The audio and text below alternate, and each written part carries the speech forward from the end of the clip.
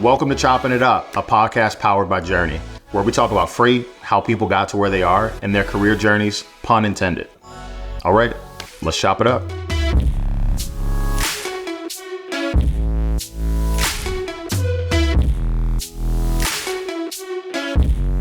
Hello. Today on Choppin It Up, we have Morgan MacDermaid, Senior Recruiting Advisor here at Journey. Morgan, thank you for joining us today.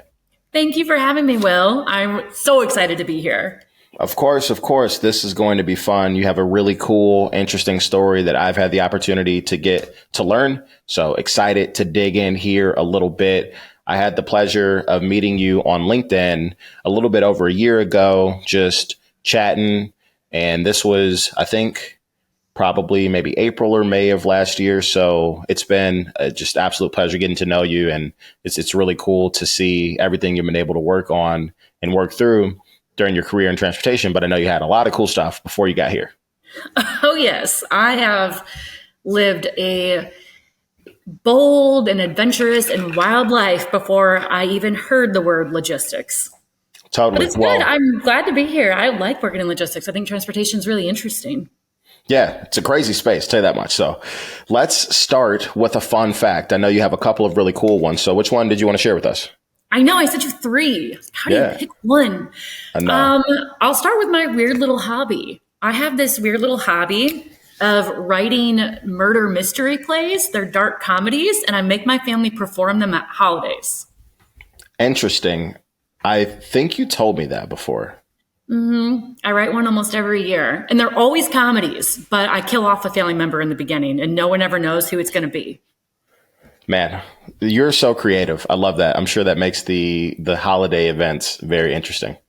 It's fun. Yeah, I'm creative, and I have a really kooky sense of humor. So those two things go hand in hand because I'm always laughing. I'm always telling jokes. Yeah. And I literally print 12 copies, and we sit around the table, and I start reading.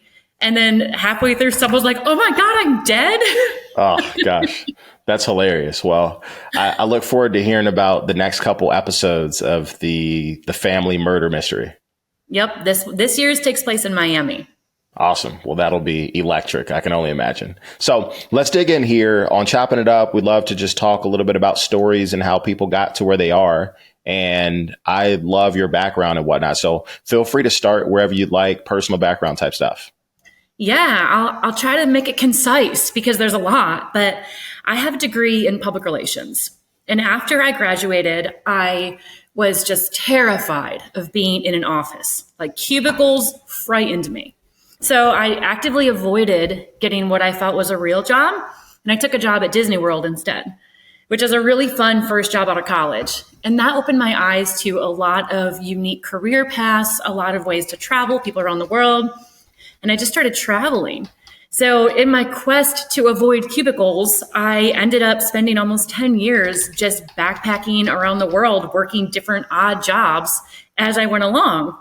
And then when the pandemic hit, it was, oh my gosh, let's see. I was a server, a bartender, a barista, a personal chef, a wedding planner. I think that's all the most interesting ones. So I have a question. Library. Yeah. I have a question because I would love to get a feel for how you decided to study what you studied, maybe a little bit of early stuff in terms of what interested you when you got into college or even before that, before we dig into some of the fun things that you've done up to here, which we've already kind of peeled back some layers there.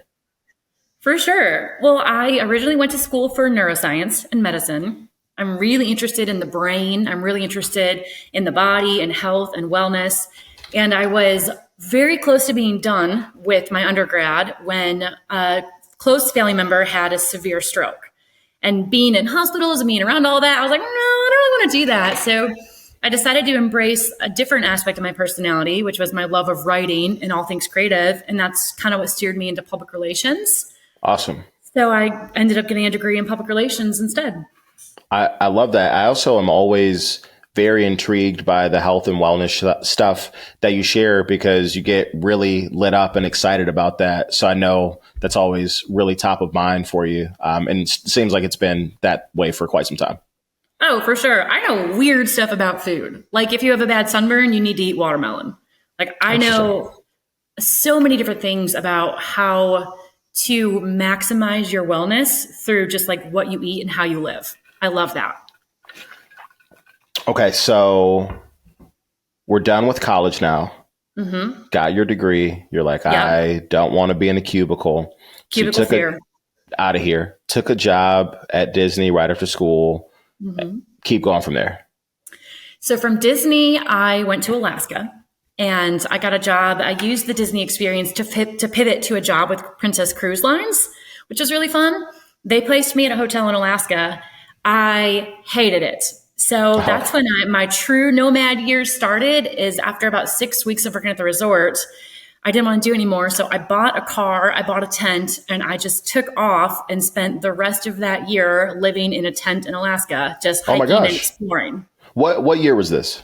2015. Okay. So a tent in Alaska, hiking and exploring in 2015. Yeah. And then Alaska got pretty cold and dark. So from there, I bought a one-way ticket to Paris and I went to Europe. I love that. Yeah. It was very fun. And then for about the next, that was 2016?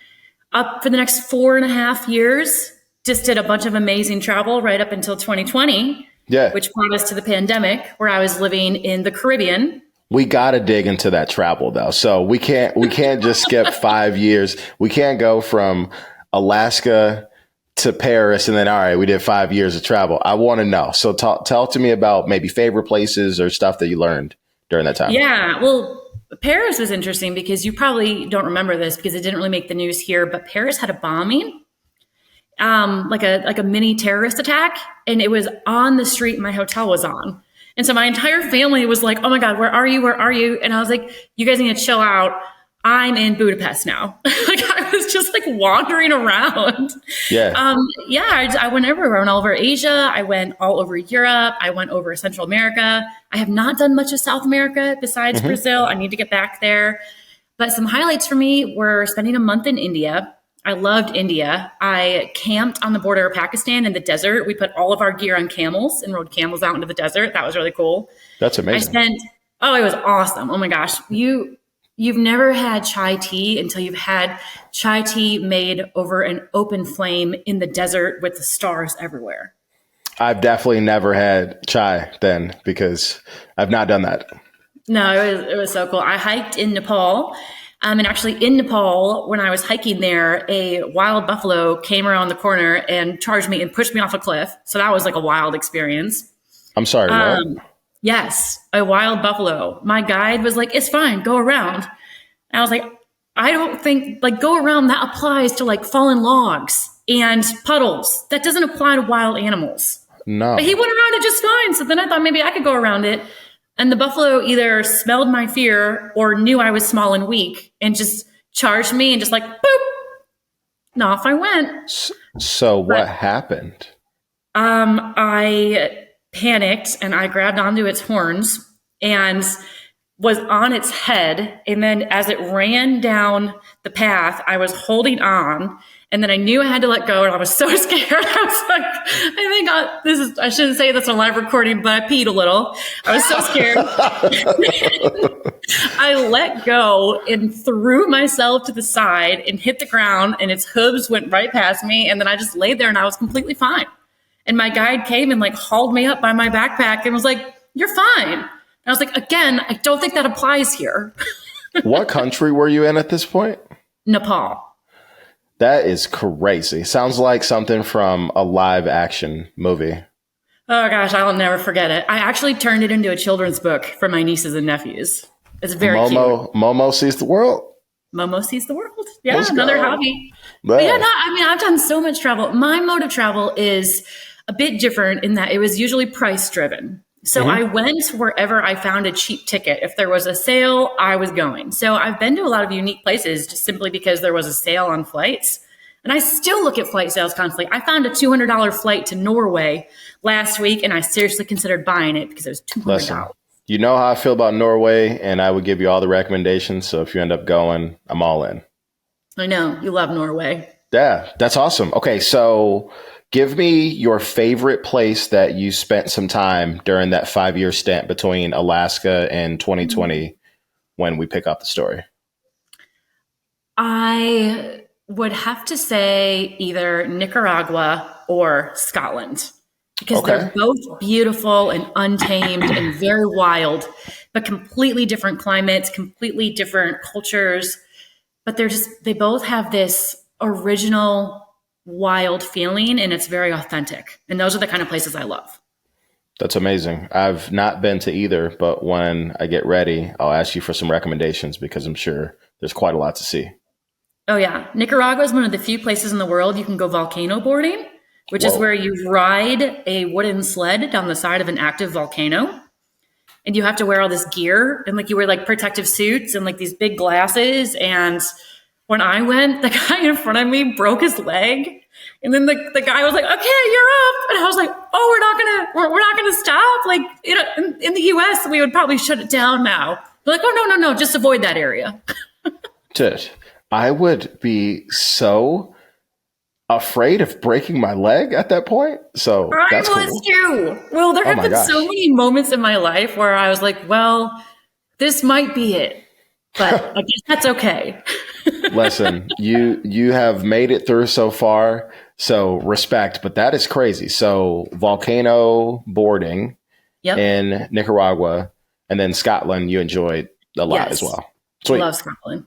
Okay, so fast forward to 2020. What were you doing at that point?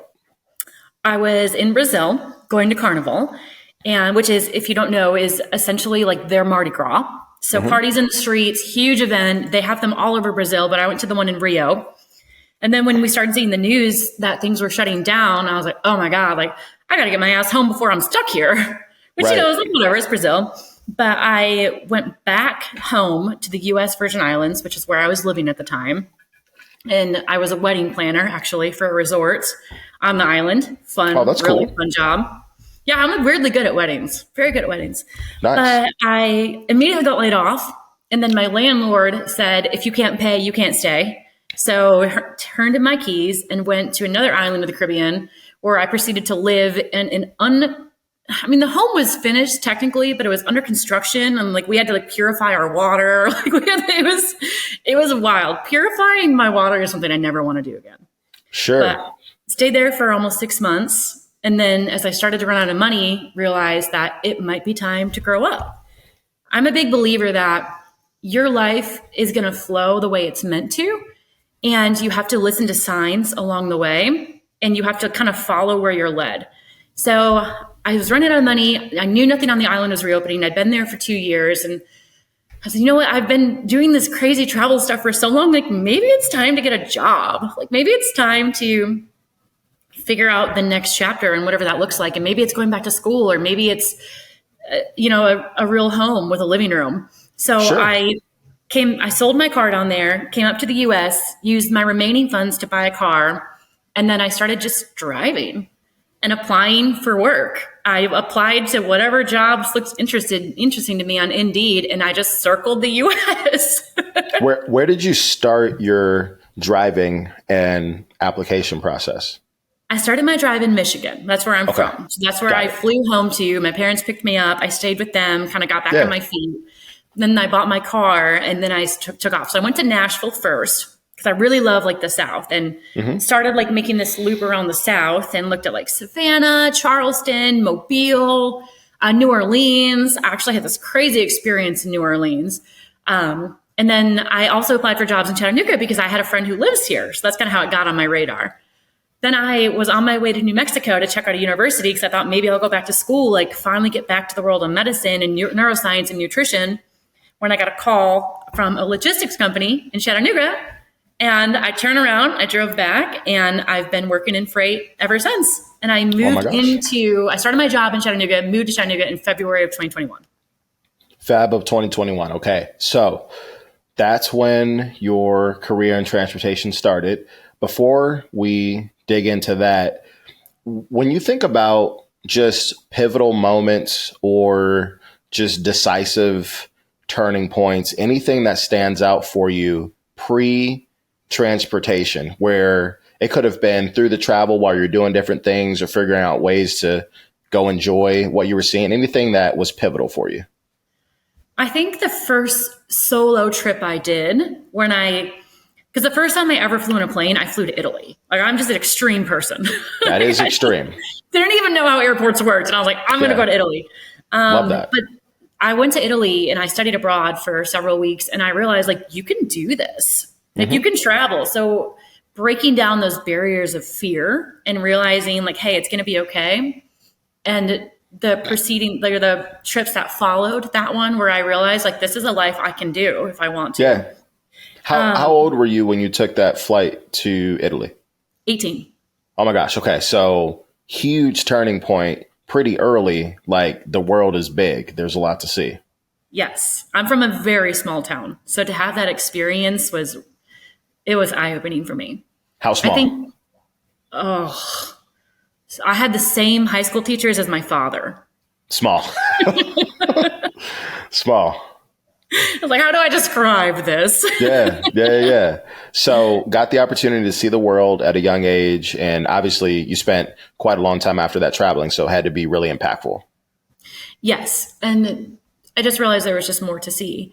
And to realize that you can live your life in whatever way you want to. You don't have to play by the rules. I think when I had my 25th birthday and everyone around me was either, getting promotions, getting married, or having children. And I was like, I just got back from Vietnam.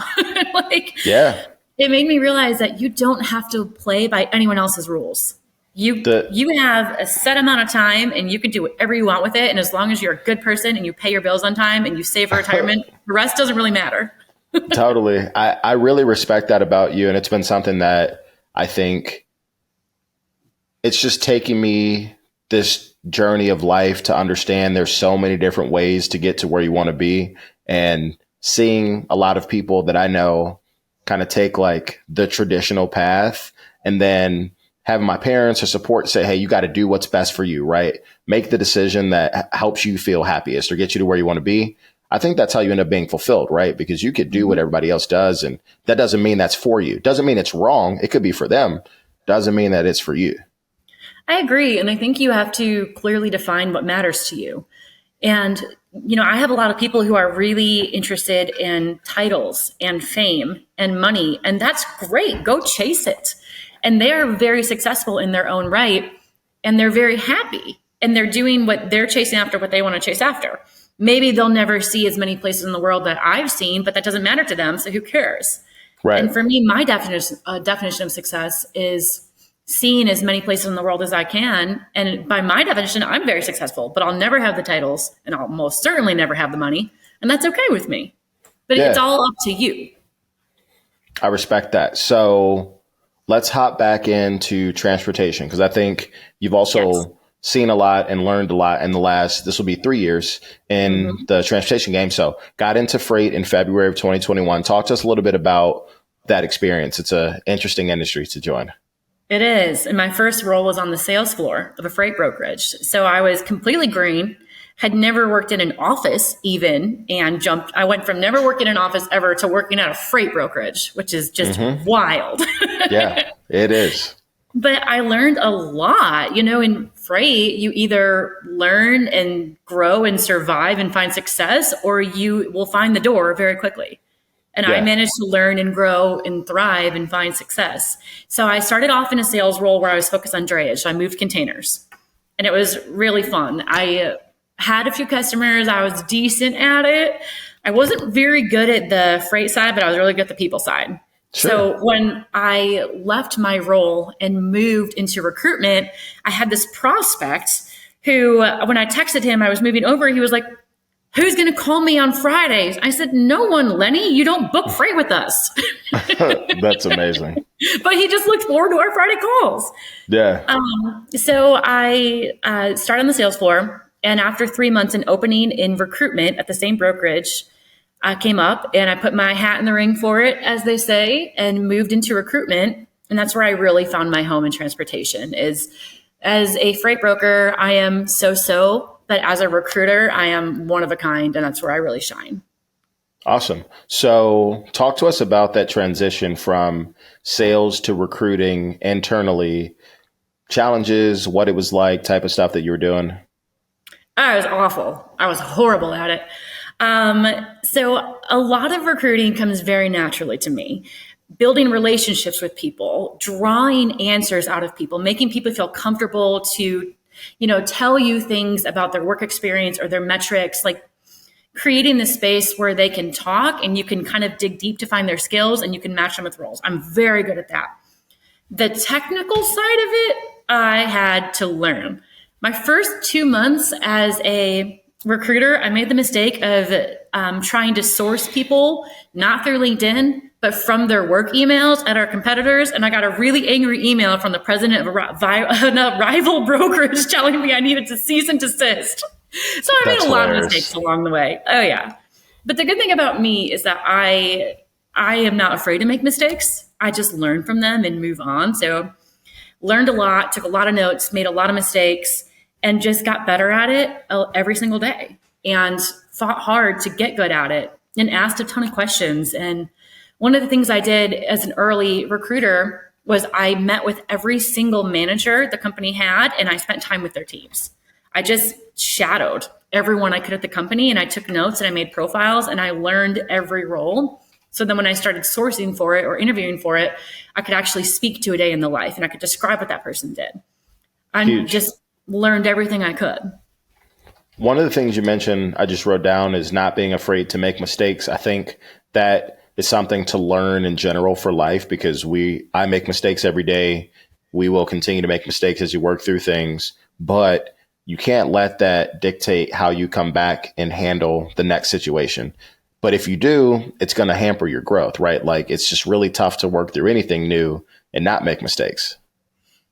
Anything new is really hard. And I think the older you get, the more resistant we are to learning new things, because we don't like to be bad at things and we don't like to be uncomfortable. And you have to just be okay being uncomfortable, and you have to learn from your mistakes, but you can't let them haunt you, because you're going to make mistakes. Like you said, they're unavoidable. You're going to do things wrong. You know what's crazy is, it's another thing you just said, right? You get a little bit older, you're maybe more resistant because you're like, I know how to do this thing. So something outside of that comfort zone, we don't enjoy it. I know how it is to have to learn a new skill, and you're like, oof, I'm not very good at this. But typically you work through that. And on the other side it's all the stuff that you want, right? Whether it's personal or professional, the other side of that discomfort is what you're looking for most of the time. Yeah. And sometimes it happens so slowly, you're just a little less uncomfortable every day. And then before you know it, you're good at it. And like one example I use is I go to spin almost every day. And when I first started, I've been spinning for a year. And when I first started, I was awful at it. But they track your numbers. And I went to spin this morning, and my maximum that I was able to accomplish this time last year is now the top of my mid-range, if that makes sense.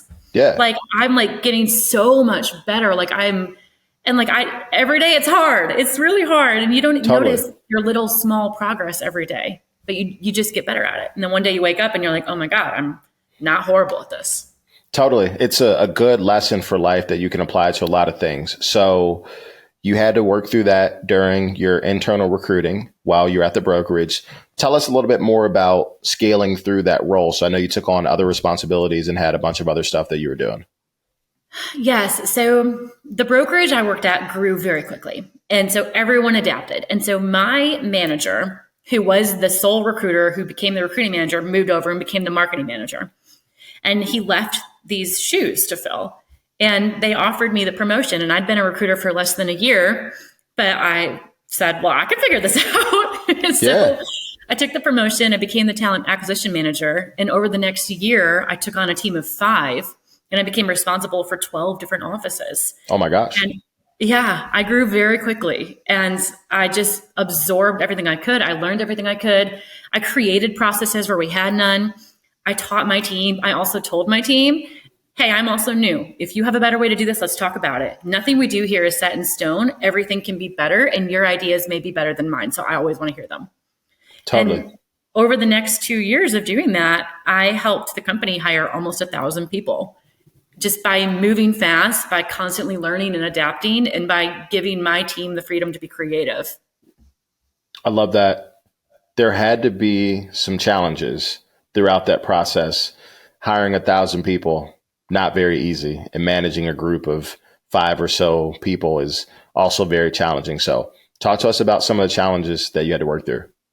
Oh my gosh. Well, there were days where I was under my desk. Fair. It was just a lot to learn. And I was working with people in different cities across the US. Freight brokerage it's hard to find talent for. So we had to get creative because we needed people. And so I had to really stretch my brain and think, okay, I have all of these roles we need to fill. Can we identify some transferable skills? And can I find other industries we can steal people from? So I had to identify other places where we could find talent. I had to go out to those places. I hit the pavement a lot, pounding the streets. I got creative with design. I learned how to do graphic design.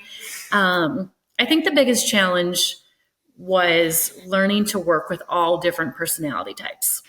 Because I had hiring managers who I was responsible for finding talent for, who, covered an entire spectrum of personality. Some of them were really easy to work with, some were really hard to work with, and having to adjust my style to match theirs, because ultimately they were the ones who were hiring and going to be responsible for managing this person. And also taking my personal feelings out of it. I learned that very early on.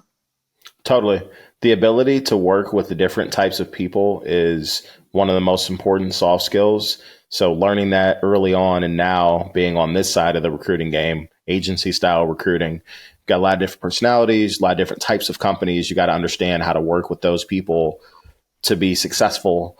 You had a little bit of that though in your previous role. So I'm sure that helps. A little bit. And I think what really helped me transition into this role, which I'm developing more and more every day, is learning to take your personal feelings out of it and learning not to take anything in this industry personally. Knowing that all I can do is listen to, what the client or the hiring manager needs, do my best to find that person for them, and then respect whatever decision they make. And just know that none of it has anything to do with me as a person. Totally. I think that's one of the best lines that you can ever drop about like sales or things like that in general, because it's super easy to get attached to this result. Here's how I feel about this candidate. Here's how I feel about them. And, at your organization, or if you're in sales in general, I'm really excited about this prospect. I want to get it to the finish line. And it might not work out that way, right? And you can't let that result, keep you from coming back and saying, hey, let me pivot, let me learn, and then bring the heat the next time, because it doesn't always work out. I mean, I work through that every day as we're working to place candidates or working on other things. I'm like, I wanted that to go one way. It didn't, but I still got to get up and keep it pushing. Mm-hmm. Yeah. And you learn from it, you grow from it, and that there's other factors at play besides you and the work you did on it. There's so many other factors at play. Budgets, personality differences, timing, other candidates we haven't met. There's more going on than just us. Absolutely. There is more going on than just us. That is correct. So you've mentioned before in passing some people that you've learned a lot from in your career. Anyone that you feel had a big impact in your trajectory, or just someone that you learned a lot from?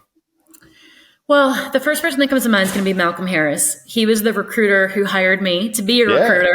Yeah. And even prior to that, what most people don't know is that the freight brokers that hired me, I actually interviewed there 3 times. Oh my gosh. The first 2 times I got rejected because they quite accurately felt I might be a flight risk. Fair for the travel, I suppose. Fair. Yeah. And because of the recruiter at the time saw my personality and my skill set, he fought to get me another interview. And when I didn't want to do it, he talked me into it. I was like, no, man, I got my pride. Malcolm Harris, he taught me everything I know about recruiting. He taught me a lot of what I know about branding. He was the reason I'm on LinkedIn. He shaped my career, and because of him, my life would have gone a completely different way if I never would have met him. I love that. I have gotten a chance to get to know Malcolm a little bit because of you, and I'm impressed with his skill set and things that he's been able to do. But it's really cool to see your career develop and then have that, direct connection to somebody that just cared enough to try to help you and see you grow and develop. Yes. And I would say another person is actually when I was in college and I interned, I had a boss who I just loved. Her name was Rachel Esterline Perkins. And we got along so well. And she and I still talk to this day. I've reached out to her for every major career milestone. Usually Rachel's like in the, hiding behind me, like whispering in my ear, like, this is how you negotiate. This is how you do this. I've called her to ask how I talk through confrontations at work. How do I handle this? How do I handle that? And she was my boss like 10 years ago. Yeah. So to be able to have a mentor like that, like somebody who is still available whenever I need them, is something I feel very lucky to have. I love that. I've got a couple of those as well that I met either before college or some at my first job. And crazy to think it's been 14 years for some, 10 years for others. Really good people that go way back. Mm-hmm. No, it's funny. Rachel likes to tell the story of when I was an intern. I asked her if it would be possible for me to dye my hair green. And she told me I could do whatever I wanted, but I needed to know that decisions could have ripple effects. And then I don't know. It was when I was in the Caribbean. It was probably about 6 years later. I dyed my hair green. I was like, hello, Rachel. That's so funny. So funny. I love it. Look, free spirit, right? You got to do what you got to do, whatever makes you happy. So I respect it. I'm sure she got a good chuckle out of that. Yeah, no, she did. She did. So talk to us a little bit about what you're doing nowadays here at Journey. I know. I put you on my list of pivotal people because if I wouldn't have met you, my life wouldn't be where it is now. Oh, I'm a cry. I know. Well, I still think about that. If we wouldn't have had that initial conversation and then stayed in touch, we wouldn't be building this business together. Sure would not. We would not. You meet, they influence your life. But at Journey, I am a senior recruiting advisor. So my role is all on the candidate side. We have lots of different clients who are looking for talent. My role is to go out and find those people. It's very fun. So I isolate the skills and experience as well as sometimes location required for people if they're an in-office role. And then I hit LinkedIn and I find people. So I'm constantly sourcing. I'm constantly having conversations because it's more than just finding people. You have to make sure that even though they may look good on paper, they still have to be the right fit. Totally. So I screen candidates, I create profiles for them. And then if it's a good fit, I introduce them to our clients and kind of get the ball rolling to connect good people with better jobs. Oh, I love it. It's been fun. Really, I've gotten to know you over the last year, and then we've worked together directly in this business since January. So it's been a lot of fun to learn from you and see what you've done in previous roles and how you've been able to apply that to what we're building here at Journey. So that makes my heart really happy to know that this was, it's a job and you're in it and we're building a business, but it's just really cool to be able to have an impact on somebody. And I, really respect the work that you've done and what we're building. So I'm having a blast.